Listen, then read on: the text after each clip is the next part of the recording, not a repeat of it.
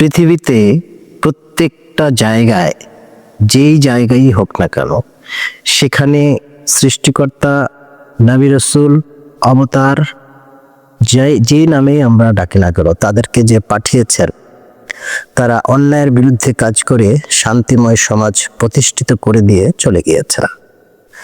আমরা যারা ধর্ম পালন করছি, আমরা তাদের দেওয়া আনুষঙ্গিক ধর্মের যে কাজগুলো আছে সেইগুলো পালন করছি, কিন্তু তাদের যে মূল কর্ম ছিল অন্যায়ের বিরুদ্ধে ন্যায়ের পক্ষে ঐক্যবদ্ধ হয়ে সমাজে কাজ করা, এই জায়গাটাতে আমরা কাজ করতে পারছি না।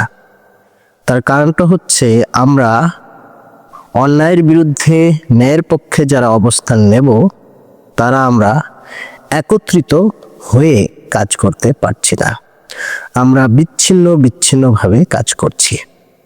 তাই আমরা সমাজে অন্যায়ের বিরুদ্ধে ন্যায় প্রতিষ্ঠিত হওয়ার যে রেজাল্টটা পাওয়ার কথা ছিল, সেটা আমরা পাচ্ছি না। যদি আমরা একত্রিত হয়ে অন্যায়ের বিরুদ্ধে ন্যায়ের পক্ষে কাজ করতে পারি, তাহলে আমাদের সমাজ হবে শান্তিময়।